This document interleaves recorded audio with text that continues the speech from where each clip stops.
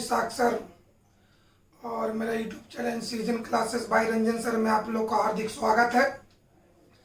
और आपको मालूम होना चाहिए कि हम केमिस्ट्री में केमिकल काइनेटिक्स चैप्टर पढ़ा रहे हैं और उस चैप्टर में आइए आज एक नए टॉपिक की चर्चा करेंगे, नए टॉपिक का एक्सप्लेन करेंगे जो 2009 में 5 नंबर का क्वेश्चन पूछा है। तो क्वेश्चन देखिए बोर्ड पर क्या है कि गति स्थिरांक क्या है। गति स्थिरांक क्या है, प्रथम कोटि अभिक्रिया के लिए गति स्थिरांक का व्यंजक प्राप्त करें। क्वेश्चन देखा जाए बोर्ड पर, गति स्थिरांक क्या है, प्रथम कोटि अभिक्रिया के लिए गति स्थिरांक का व्यंजक प्राप्त करें। व्यंजक का मतलब होता है सूत्र। गति स्थिरांक कहते हैं वेग स्थिरांक को,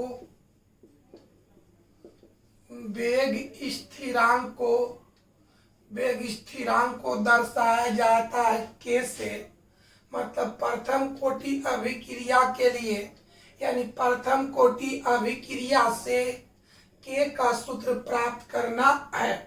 2009 में एक क्वेश्चन आपको 5 नंबर का पूछा था। क्या है क्वेश्चन? गति स्थिरांक क्या है, यानी पहले गति स्थिरांक को एक्सप्लेन करना है, पहले गति स्थिरांक को परिभाषित करना है, पहले गति स्थिरांक की व्याख्या करना है, उसके बाद प्रथम कोटि अभिक्रिया के लिए वेग स्थिरांक यानी गति स्थिरांक का व्यंजक प्राप्त करना है। तो गति स्थिरांक को वेग स्थिरांक कहा जाता है जिसको के से दर्शाया जाता है। यानी हमको ठेठ भाषा में कह सकते हैं कि प्रथम कोटि अभिक्रिया के लिए हमको के का सूत्र प्राप्त करना है। तो जिस तरह से हम प्रथम कोटि अभिक्रिया में टी का सूत्र प्राप्त किए थे, कल बताए थे आज कल के क्लास में कि टी बराबर 2.303 बट्टा के लॉग ए बट्टा ए माइनस एक्स। तो जो हम टी बराबर प्राप्त करते थे, इस क्वेश्चन में हम लोग के बराबर प्राप्त करेंगे। कोई दिक्कत है? तो आइए इस बात पर हम लोग अच्छी तरह से इसको वर्णन करते हैं, एक्सप्लेन करते हैं। तो पहले हम चर्चा करेंगे बाबू गति स्थिरांक। याद करो, गति स्थिरांक को ही कहते हैं वेग स्थिरांक। वेग स्थिरांक जिसको दर्शाया जाता है के से। तो आइए गति से हम सारा टॉपिक हम आपको पढ़ा चुके हैं। अब हर टॉपिक का रिपीटेशन होगा, बार बार वही टॉपिक आते रहेगा। तो हम आपको बताए थे कि गति स्थिरांक की व्याख्या किए थे। क्या सुना जाए कि यदि प्रत्येक प्रतिकारक की सांद्रता इकाई हो, है ना। एक बार और बाबू, अगर बोर्ड से आप लोग को दिखाई नहीं देता है, यानी बोर्ड हम जब एक्सप्लेन कर रहे हैं, मैंने अभी हम लिखा रहे हैं, आप लिख नहीं पाते हैं तो टेलीग्राम में चले जाइए, वहां पर लिखा हुआ केमिकल काइनेटिक्स का असाइनमेंट पेज नंबर 2 में आपको मिल जाएगा। एकदम हूबहू बढ़िया से यहाँ समझ लीजिए। अगर यहाँ पर आप नहीं उतार पाते हैं तो टेलीग्राम ऐप्स में जाइए और उसमें होगा केमिकल काइनेटिक्स का असाइनमेंट, वहां से क्वेश्चन को अच्छी तरह से आप उतार सकते हैं, अगर यदि यहाँ से आप नहीं उतार पाते हैं। तो आइए क्या पहले गति स्थिरांक का एक्सप्लेन करते हैं, व्याख्या करते हैं, वर्णन करते हैं। तो गति स्थिरांक को ही वेग स्थिरांक कहा जाता है जिसको के से दर्शाया जाता है। याद हुआ, गति स्थिरांक को ही वेग स्थिरांक कहा जाता है जिसको के से दर्शाया जाता है। तो डिफरेंशिएशन सुना जाए कि यदि प्रत्येक प्रतिकारक की सांद्रता इकाई हो, यदि प्रत्येक प्रतिकारक की सांद्रता इकाई हो, तब अभिक्रिया के वेग को ही गति स्थिरांक कहा जाता है। फिर एक बार सुना जाए, क्या है क्वेश्चन? क्या है बाबू? गति स्थिरांक क्या है? पहले आप इसका आंसर देंगे कि गति स्थिरांक क्या है। इसका आंसर क्या होना चाहिए कि यदि प्रत्येक प्रतिकारक की सांद्रता इकाई हो तब अभिक्रिया के वेग को ही गति स्थिरांक कहा जाता है। जिसको वेग स्थिरांक भी कहा जाता है, इसको के से दर्शाया जाता है। इसका मान यानी गति स्थिरांक का मान ताप पर निर्भर करता है।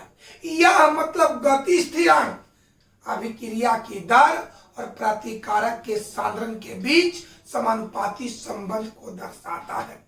इसका मात्रक भिन्न भिन्न कोटि की अभिक्रिया में भिन्न भिन्न होता है। फिर एक बार सुना जाए कि गति स्थिरांक क्या है, इसका एक्सप्लेन सुनिए।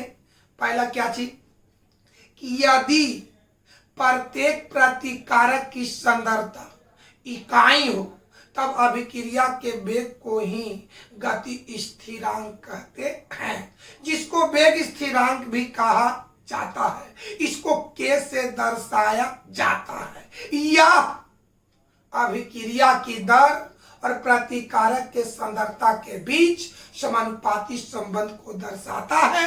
इसका मान मतलब गति स्थिरांक का मान ताप पर निर्भर करता है। इसका इकाई भिन्न भिन्न कोटि की अभिक्रिया में भिन्न भिन्न होता है। तो एक था आपका एक्सप्लेन गति स्थिरांक के बारे में। और एक बार और लास्ट सुना जाए, कैसे लिखेंगे बाबू? पहले तो पॉइंट बाय पॉइंट याद किया जाए। पहला गति स्थिरांक के बारे में पहला पॉइंट क्या चीज कि यदि प्रत्येक प्रतिकारक की सांद्रता इकाई हो तब अभिक्रिया के वेग को ही गति स्थिरांक कहा जाता है। दूसरा पॉइंट, गति स्थिरांक को वेग स्थिरांक भी कहा जाता है। तीसरा पॉइंट, इसको के से दर्शाया जाता है। चौथा पॉइंट, इसका मान ताप पर निर्भर करता है। पांचवा पॉइंट, यह मतलब गति स्थिरांक अभिक्रिया की दर और प्रतिकारक के सांद्रण के बीच समानुपाती संबंध को दर्शाता है।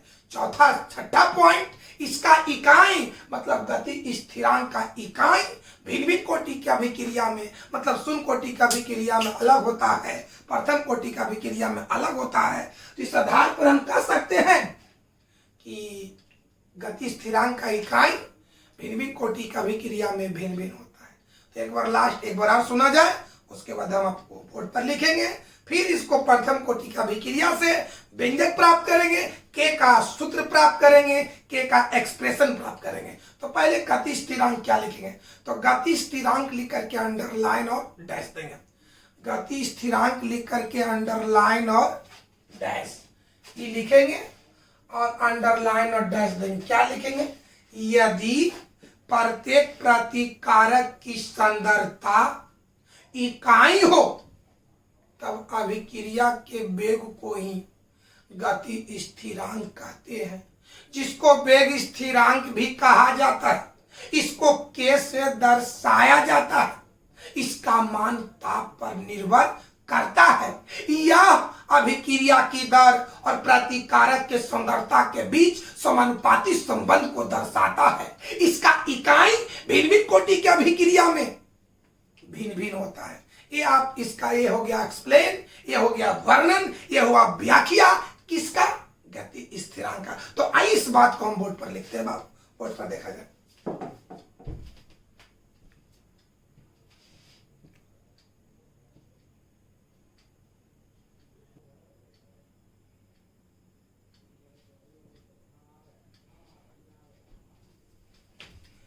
दोस्तों देखिए बाबू, जो बताएं वही बोर्ड पर लिखे हैं। पहले लिखे गति स्थिरांक लिख करके अंडरलाइन और डैश।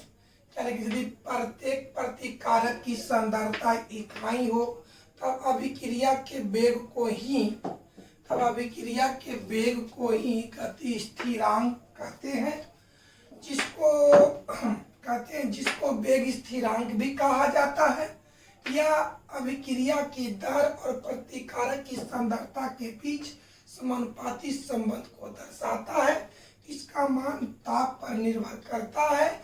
इसका इकाई भिन्न भिन्न कोटि की अभिक्रिया में भिन्न भिन्न होता है। जो हम लोग इस बात को कई बार आपको समझाए हैं और इसी को हम बोर्ड पर लिखे हैं। और एक बार और सुना जाए, एक बार और रिपीटेशन कर देते हैं। क्या चीज? इसी बात को कि यदि प्रत्येक प्रतिकारक की सांद्रता इकाई हो तो अभिक्रिया के वेग को ही गति स्थिरांक कहते हैं, जिसको वेग स्थिरांक भी कहा जाता है।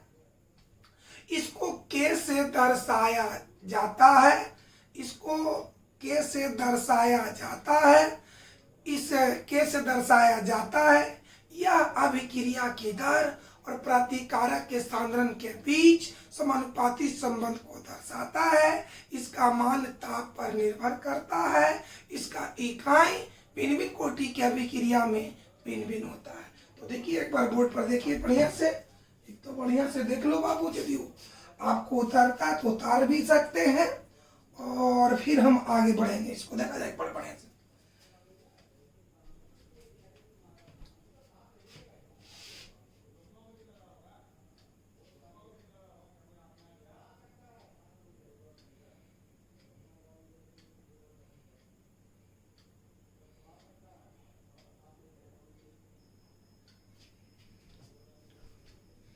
बाबू तो आइए इस क्वेश्चन को पूरा करते हैं। क्वेश्चन क्या था कि गति स्थिरांक क्या है, तो उसका तो हम व्याख्या कर दिए। उसी में और क्वेश्चन जुड़ा था कि प्रथम कोटि अभिक्रिया के लिए गति स्थिरांक के व्यंजक को प्राप्त करे या व्यंजक स्थापित करे। तो उस क्वेश्चन को पूरा करते हैं। देखिए कैसे लिखेगा, उस क्वेश्चन को जवाब कैसे देंगे। पहले तो आप गति स्थिरांक लिख करके अंडरलाइन और डैश उसका व्याख्या कर दिए। उसके ठीक नीचे लिखिएगा कि प्रथम कोटि अभिक्रिया के लिए गति स्थिरांक का व्यंजक। फिर एक बार समझा जाए क्वेश्चन क्या था, गति स्थिरांक क्या है, प्रथम कोटि अभिक्रिया के लिए गति स्थिरांक के व्यंजक को प्राप्त करें। तो आंसर लिखता है, गति स्थिरांक लिख करके अंडरलाइन और डैश उसके बारे में व्याख्या किए। उसके ठीक नीचे लिखना है प्रथम कोटि अभिक्रिया के लिए गति स्थिरांक का व्यंजक। आइए तो हम गति स्थिरांक का व्यंजक, गति स्थिरांक का सूत्र कैसे प्राप्त करते हैं। तो जस्ट जो कल की क्लास में हम प्रथम कोटि अभिक्रिया का जो व्यंजक प्राप्त किए थे, एकदम 99% वही लिखाएगा, है ना। खाली अंतिम में अंतिम इक्वेशन चेंज होगा, हम जस की तस वही लिखाएगा। आइए तो उसको याद कराते हैं। चलो बताओ तो बाबू, एक्स एरो बाई एक प्रथम कोटि की अभिक्रिया है। एक्स एरो बाई क्या है, एक प्रथम कोटि की अभिक्रिया है ना। चलिए ये क्या है, प्रारंभिक सांद्रण है, प्रारंभिक सांद्रण है या सांद्रता है। ए माइनस एक्स क्या है, अंतिम सांद्रण है, अंतिम सांद्रण है। टी क्या है, रिएक्शन को संपन्न होने में, रिएक्शन को संपन्न होने में लगा समय। चलिए और बताइए, dx बटा dt क्या है, अभिक्रिया की दर। चलिए समझे बढ़िया से। भाई 4-5 पॉइंट दिमाग में हटा लीजिए, फिर धारा प्रवाह लिखेंगे। एक्स एरो बाई क्या, प्रथम कोटि का अभिक्रिया। ए क्या, प्रारंभिक सांद्रण। ए माइनस एक्स क्या है, ए माइनस एक्स क्या है, अंतिम सांद्रण। टी क्या है, रिएक्शन को संपन्न होने में लगा समय। dx बटा dt क्या है, अभिक्रिया की दर। और k क्या है, वेग स्थिरांक या गति स्थिरांक।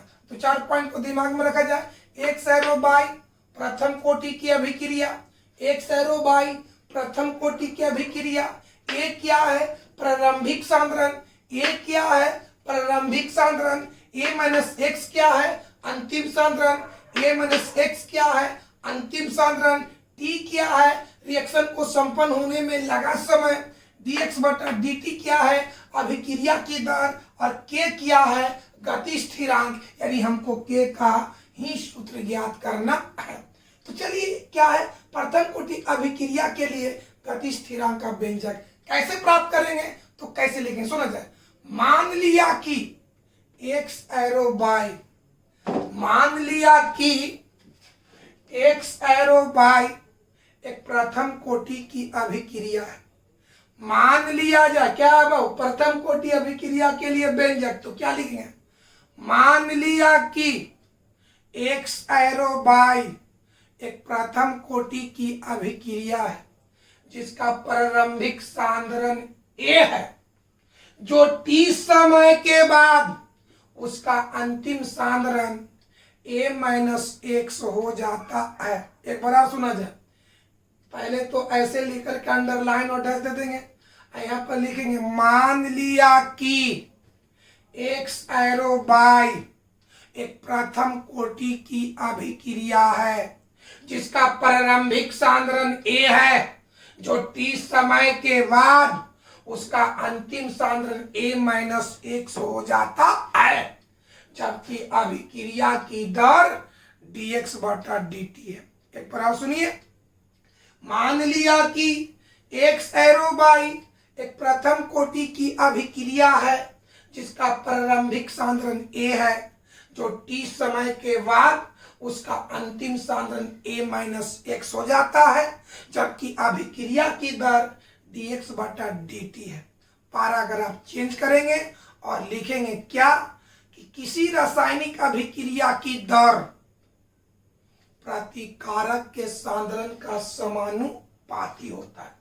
तो बोलो तो अभिक्रिया की दर है dx बटा dt और प्रतिकारक का सांद्रण बचा a माइनस एक्स।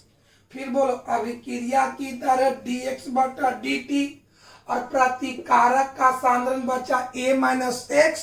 तो थ्योरी के अनुसार दोनों क्या होगा, समानुपाती।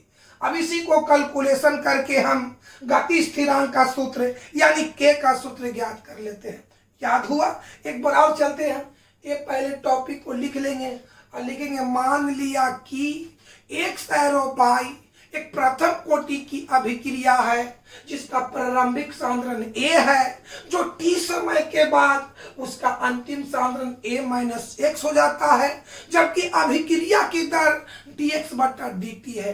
पैराग्राफ चेंज करेंगे और लिखेंगे किसी केमिकल रिएक्शन की दर, किसी रासायनिक अभिक्रिया की दर उसके प्रतिकारक के सांद्रण का समानुपाती होता है, अर्थात dx बटा dt समानुपाती a माइनस एक्स। इसको कैलकुलेशन करेंगे और हल करके हम लोग t का मान न दिखा करके k का मान दिखाएंगे। तो आइए इस बात को बोर्ड पर हम लिखते हैं दोस्तों।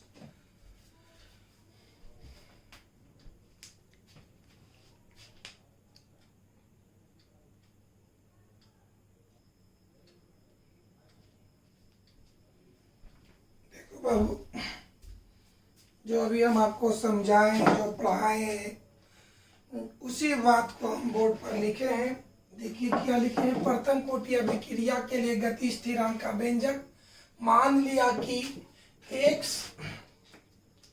एक्स एरो बाई एक प्रथम कोटि की अभिक्रिया है जिसका प्रारंभिक सांद्रण a है, जो t समय के बाद उसका अंतिम सांद्रण a माइनस एक्स हो जाता है, जबकि अभिक्रिया की दर dx बटा dt है।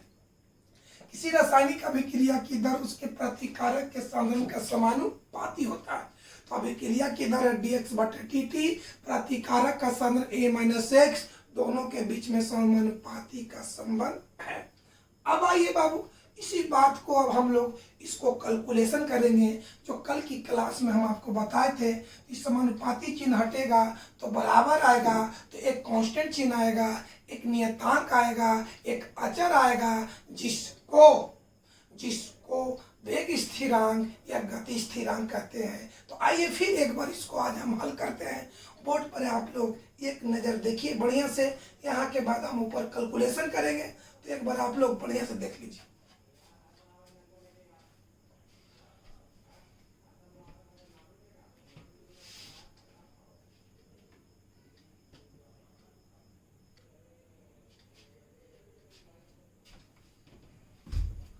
देखो बाबू छोटू, आइए तो वेग गति स्थिरांक का व्यंजक प्राप्त करते हैं। देखिए तो अंतिम में सबसे नीचे लास्ट कड़ी लाए थे, क्या चाहिए बाबू, क्या लाए थे बोला जाए, dx बटा dt समानुपाती ए माइनस एक्स, यानी कि फिर इसको दोबारा उतार लेना। ये नीचे था इसलिए हम आपको एक बार ऊपर उतारें। चलिए आइए, समानुपाती चिन्ह हटकर बराबर आ गया तो कोई कांस्टेंट, देखिए एकदम बढ़िया से dx बटा बराबर इधर कोई कांस्टेंट, कांस्टेंट के रूप में k। चलिए यहाँ पर लिख देंगे नीचे, जहाँ k एक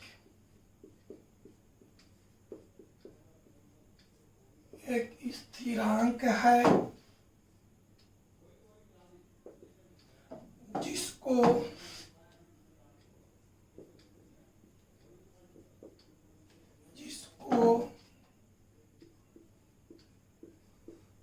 गति स्थिरांक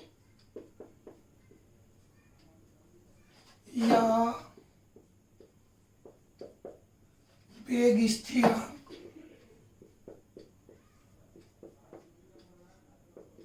कहा जाता है।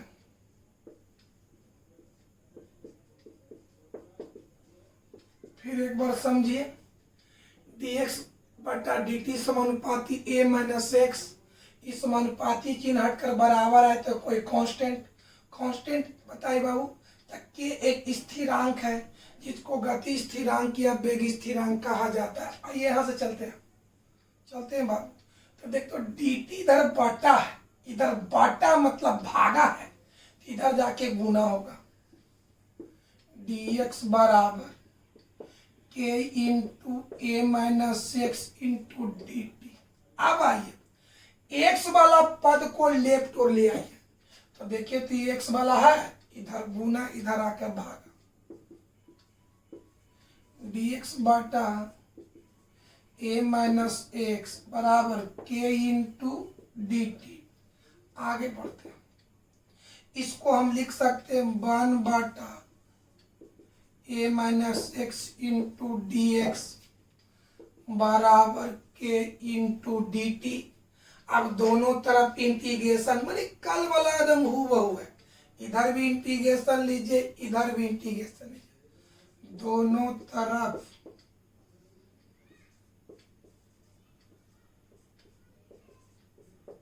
इंटीग्रेशन लेने पर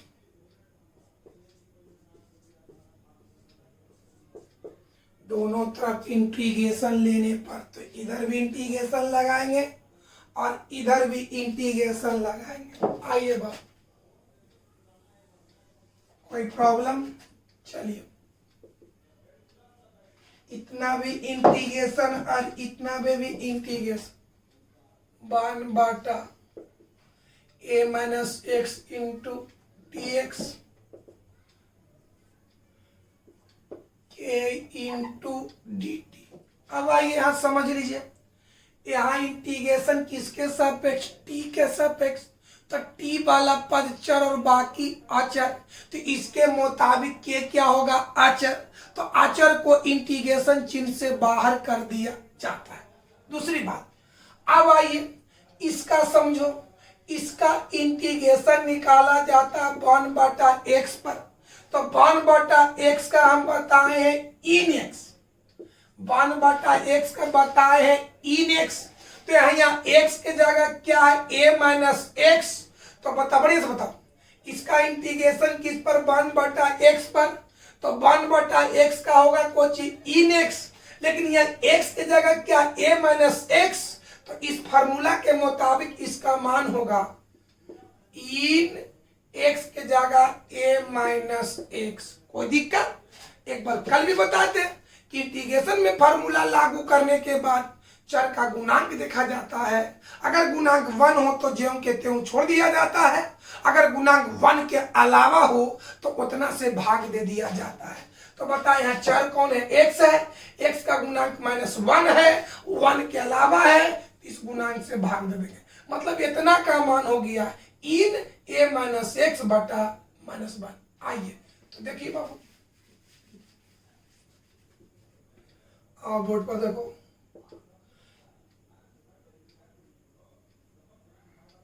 पूरा का मान इन ए माइनस एक्स बटा -1 बराबर के तो बाहर हो जाएगा, के बाहर इंटीग्रेशन डी टी बढ़ते हैं तो यहां भी निकाल सकते हैं बाबू, के बाहर तो अंदर में बचा डी टी, तो डी टी का इंटीग्रेशन टी, जिस तरह से डी एक्स का इंटीग्रेशन एक्स, डी वाई का इंटीग्रेशन वाई, तो यहीं पर समझ लो बाबू, के बाहर हो गया, अंदर में बचा डी टी, तो डी टी का इंटीग्रेशन टी, और अंतिम में वो कांस्टेंट जोड़ दिया जाता है। तो आगे बढ़ते हैं दोस्त, इसलिए 30 में -1 से भाग देंगे -30, 40 में -1 से भाग देंगे -40, तो बोलो ये पूरा में -1 से भाग देंगे तो माइनस इतना, माइनस इन ए माइनस एक्स बराबर के इंटू टी प्लस सी, समीकरण नंबर फर्स्ट। अब आइए,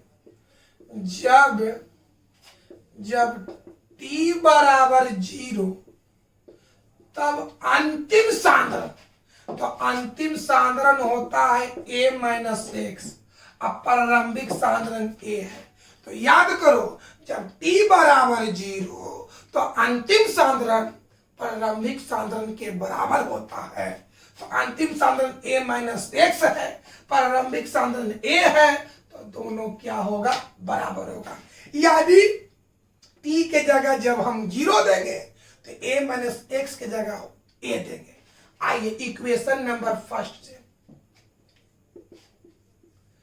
इक्वेशन फर्स्ट से चलो यहां हाथ रख दीजिए, माइनस बता ए माइनस एक्स के जगह ए देंगे, के टी के जगह 0 देंगे, प्लस सी, इसी को हल करते हैं, माइनस इन ए, बताओ के में 0 से गुना करेंगे 0, प्लस सी, अब 0 में सी जोड़ेंगे तो इसका मान सी हो जाएगा, इसलिए सी बराबर माइनस इन ए, माइनस इन ए, सी का मान रिटर्न हो गया। अब हम सी का मान इक्वेशन नंबर फर्स्ट में पुट कर देंगे। देखिए बढ़िया से देखिए, जहां प्रॉब्लम होता है आप इसको कमेंट कर सकते हैं।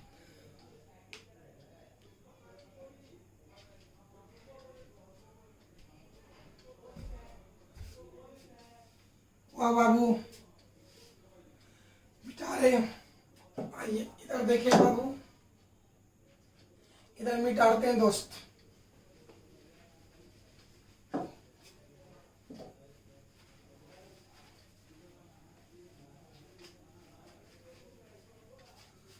हाँ बुआ, तो क्या लिखेंगे,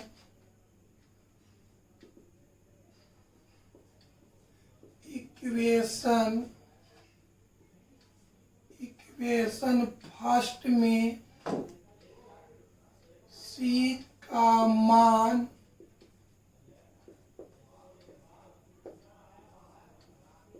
रखने पर, इक्वेशन फर्स्ट में सी का मान रखने पर, तो बोलो इक्वेशन फर्स्ट क्या है बाबू, बोर्ड पर देखिए, फर्स्ट आपका ये है, ये आपका ये फर्स्ट है, फर्स्ट देखा जाए क्या है फर्स्ट, माइनस इन ए माइनस एक्स बराबर के इंटू टी प्लस सी, यही आपका इक्वेशन फर्स्ट है। इस इक्वेशन में सी का मान रख देना है, तो सी का मान है माइनस इन है, पढ़ते हैं बाबू, माइनस इन ए माइनस एक्स के इंटू टी, सी का मान रख दीजिए, कितना है बाबू, माइनस इन ए, पढ़ते हैं दोस्त, माइनस इन ए माइनस एक्स के into T plus minus minus, बोलो क्या हो गया, इन ए, अब बताओ बाबू, ई नेगेटिव ई पट्टी आके पॉजिटिव, इसको उठा के ई पट्टी लाइए। इन ए पहले से काची था माइनस इन ए माइनस एक्स, चलिए माइनस इन ए माइनस एक्स बराबर के इंटू टी। तो इन कहने से लॉग का बोध होता है, तो लॉग में अगर माइनस रहता है तो बटा होता है, मतलब जो लॉग की क्रिया चलता है वही इन का चलता है। तो लॉग में जब माइनस रहता है तो बटा हो जाता है, ठीक उसी तरह से इन में जब माइनस है तो बटा होगा। क्या होगा बाबू, इन इतना बटा इतना, इन ए बटा ए माइनस एक्स बराबर के इंटू टी। अब बताइए, हम इन का मान बताए थे, इन का मान बराबर 2.303 लॉग, यानी जहां इन रहेगा वहां हम 2.303 लॉग देंगे। कोई दिक्कत है? तो आइए बाबू, यहां पर हम इन का मान दे रहे हैं, यहां से देखा जाए इन के जगह 2.303 लॉग, किसके जगह, इन के जगह, बाकी जो कहते हो ए बटा ए माइनस एक्स बराबर के इंटू टी। गौर करके इसको देखिए, बढ़िया से देखिए, चलिए बढ़िया से देखो बाबू।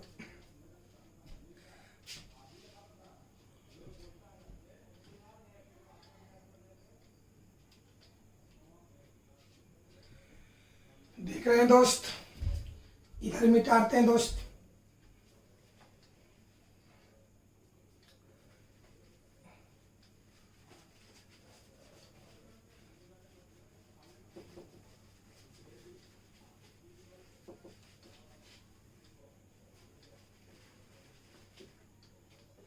क्या है देखो, तो हमको क्या निकालना है यहीं पर समझना। हमने क्या बोले कि चाहे तो प्रथम कोटि अभिक्रिया का व्यंजक निकालना हो या प्रथम कोटि अभिक्रिया के लिए गति स्थिरांक का व्यंजक, समझ बढ़िया समझो। चाहे तो प्रथम कोटि अभिक्रिया का व्यंजक निकालना हो, चाहे तो प्रथम कोटि अभिक्रिया के लिए गति स्थिरांक का व्यंजक निकालना हो, दोनों का आंसर 99% सेम है। यानी यहाँ तक जेम के त्यों निकालेगा।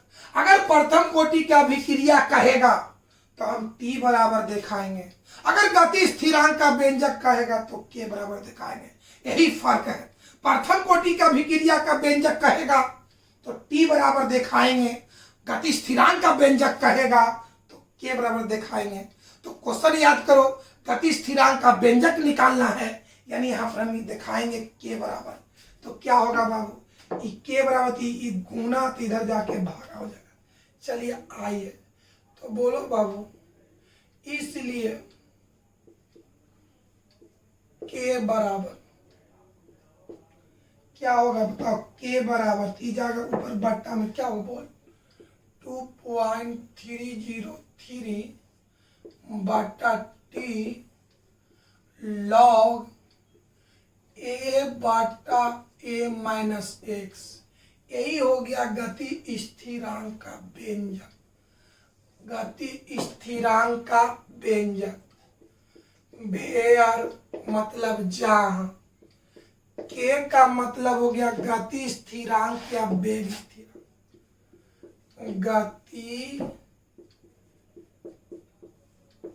गति स्थिरांक या वेग स्थिरांक।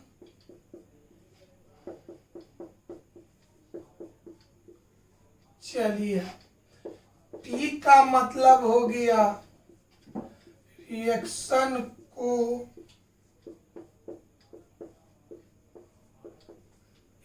को संपन्न होने में लगा समय। चलिए, ए का मतलब हो गया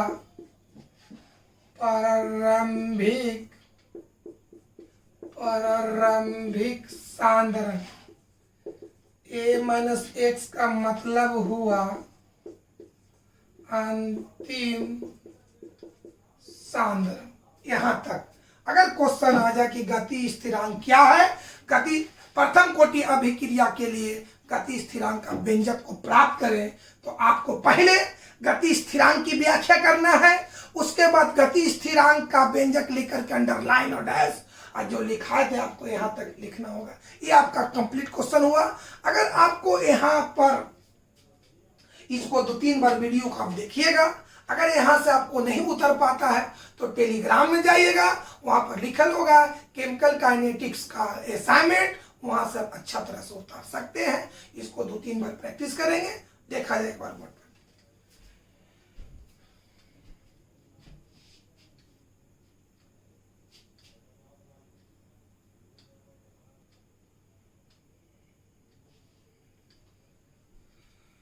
बाबू तो देखो क्वेश्चन 2 तरह से पूछेगा। एक पूछेगा प्रथम कोटि अभिक्रिया के व्यंजक को प्राप्त करें। अगर प्राप्त करें तो उसको साबित करके दिखाना है। अगर लिख देंगे प्रथम कोटि अभिक्रिया के व्यंजक को लिखे, प्रथम कोटि अभिक्रिया के व्यंजक को लिखे, तो अगर लिखे आया तो खाली उस व्यंजक को लिख देना। बात को समझा जाए, प्राप्त करे तो लॉन्ग क्वेश्चन है, लिखे तो इस शॉर्ट क्वेश्चन है। तो एक क्वेश्चन देखिए क्या है कि प्रथम कोटि अभिक्रिया के व्यंजक को लिखे, प्रथम कोटि के अभिक्रिया का व्यंजक को लिखे, तो आंसर क्या लिखिएगा? प्रथम कोटि के अभिक्रिया का व्यंजक इस प्रकार है। क्या है? व्यंजक कहेगा तो टी बराबर दिखाएंगे, गति स्थिरांक का व्यंजक कहेगा तो के बार दिखाएंगे। आइए इसके आंसर ये 2 नंबर पूछेगा, क्या लिखेंगे बाबू? आंसर प्रथम कोटि के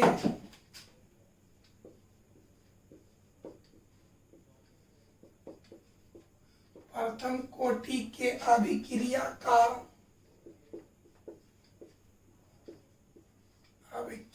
का व्यंजक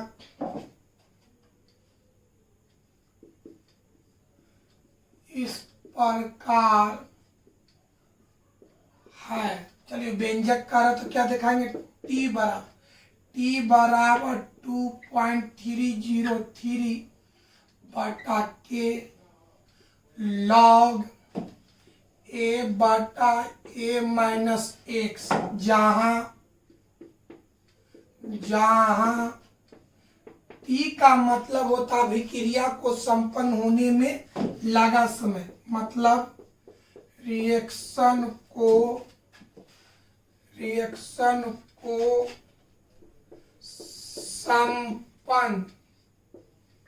संपन्न होने में लगा समय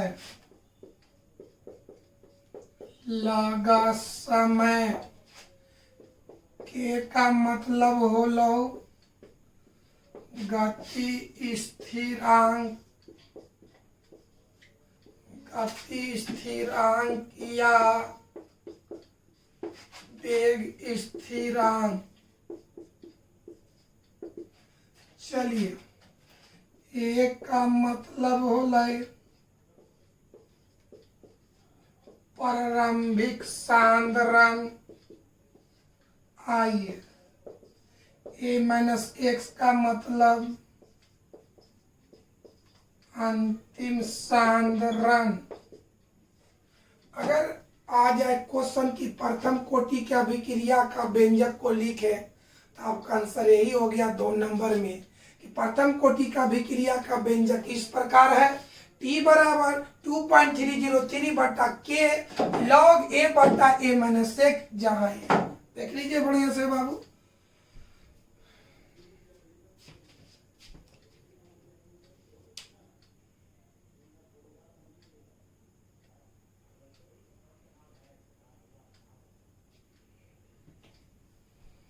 चलो बाबू देखें अगला क्वेश्चन है बाबू, प्रथम कोटि अभिक्रिया के लिए गति स्थिरांक के व्यंजक को लिखे, तो अगर व्यंजक खाली कहेगा तो टी बराबर फॉर्मूला लिखना है, गति स्थिरांक का व्यंजक कहेगा तो के बराबर लिखेंगे।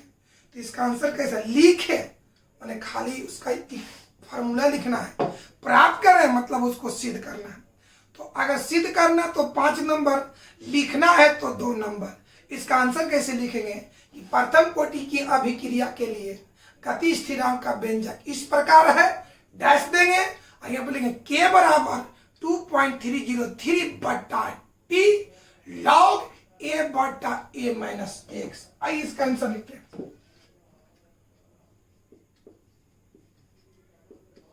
प्रथम कोटि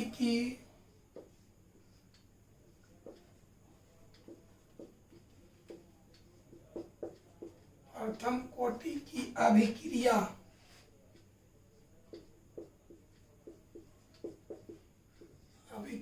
के लिए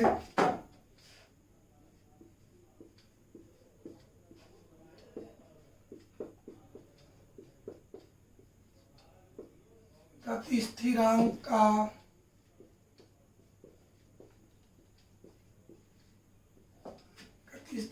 का व्यंजक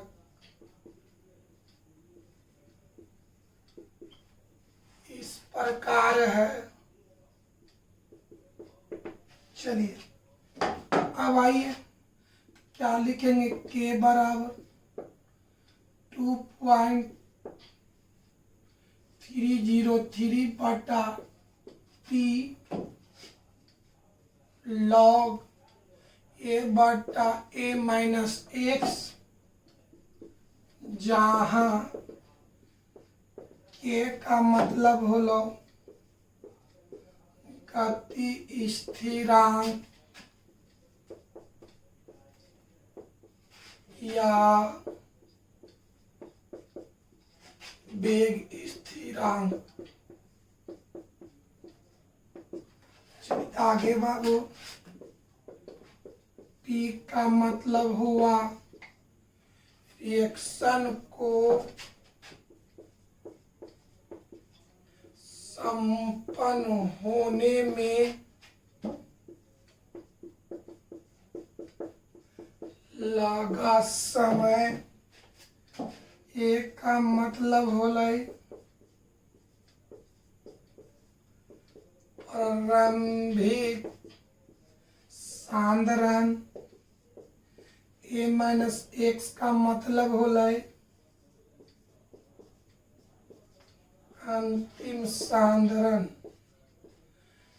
चलिए ये था आपका 2 नंबर का क्वेश्चन और आज की क्लास को यहीं पर समाप्त करते हैं। और इस चैप्टर का हम दूसरा लॉन्ग क्वेश्चन बताएं। पहला लॉन्ग क्वेश्चन था कि प्रथम कोटि की अभिक्रिया क्या है, प्रथम कोटि अभिक्रिया के लिए व्यंजक को प्राप्त करें, पहला लॉन्ग। दूसरा लॉन्ग था गति स्थिरांक क्या है, प्रथम कोटि अभिक्रिया के लिए गति स्थिरांक के व्यंजक को प्राप्त करें। अगर इस बोर्ड पर जो हम लिखते हैं आपको सही तरह से नहीं लिख पाते हैं तो टेलीग्राम ऐप्स में जाइए, वहाँ पर आप ढूंढिएगा, वहाँ पर लिखल होगा केमिकल काइनेटिक्स का असाइनमेंट, उसको आप ओपन कीजिएगा, आपको पहला और दूसरा पेज में ही मिल जाएगा। दिक्कत है तो आइए आज को हम क्लास को समाप्त करते हैं। थैंक यू दोस्तों।